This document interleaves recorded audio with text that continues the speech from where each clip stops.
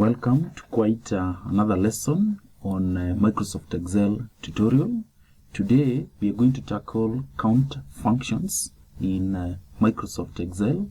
So remember, all Excel functions must begin with an equal sign. So we start here by typing equal sign count. So we have 5 count functions. We have count, CountA, CountBlank, CountIF and CountIFS. The count function is used to count the number of cells within a given range that contain numeric values only. So after typing equal sign count, then we open the bracket, we give the range. The range is from B13 all the way to F16. Then you close the bracket. So I'll give you some time for you to count the number of cells within this particular range that has numeric values only. So 1, 2, 3, I hit enter. So we have 4 in number. The function counts how many cells in the range B13 to F16 that contains numeric values only. So we have 1, 2, 3, 4. We cannot count D13 because D13 has a letter, at the same time a numerical value. CountA function counts the number of non-empty cells within a range, including text, numbers, and other characters such as spacebar, mathematical operator, etc. So we start by typing equal sign CountA, close the bracket. We select our range. The first value is B13 and the last value in our range is F16. We close the bracket and press the enter key. So I'm getting 9.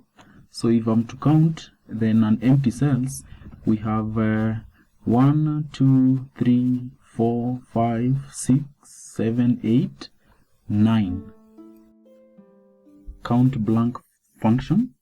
CountBlank function is used to count the number of empty cells within a range. So as usual, we begin by typing equal sign CountBlank,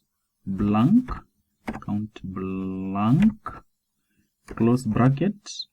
Our range is from B13 all the way to F16. Close the bracket. Before we press the enter key, our OK button, let's count manually to see whether we'll have the same number as the one that will be counted by our function. So 1, 2, 3, 4, 5, 6, 7, 8, 9, 10, and 11. So we expect 11 empty cells within this selected range. We have the 11. So let's see if I add something like create some space, whether it will be counted or not. And we have 10. We have 10 empty cells. CountIF function counts the number of cells within a range that meets a specified condition.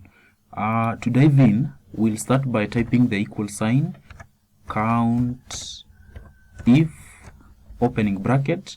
Then from the suggestion box here, it is suggesting that we start by entering our range, that's the range, comma. Our criteria now will be the condition that has to be met in order for our cells to be counted. For instance, we have 2 cells here with the name tech within the range. One thing that I need you to note is that criteria must be enclosed within a double quotation marks. So let's see, double quote, tech, close quotation mark, close the bracket. So once we hit enter, we expect to get 2 cells that has met these criteria. And that is it. We have 2 cells with the word tech. Let's see whether we can have another one. Equal to CountIF closing bracket, we enter our range from B13 to F16, comma, opening quotation mark, greater than 2. We want to count cells that has values that are greater than 2. Let's see whether we can be able to count them. We have 1, 2, 3. So we expect the answer to be 3. Yes, we have a 3 as the answer. Lastly, CountIFS. CountIFS function is used to count the number of cells that meet multiple specified conditions within different ranges. So without wasting a lot of time, kindly let's dive in. So we start by typing equal sign, then CountIFS, opening brackets.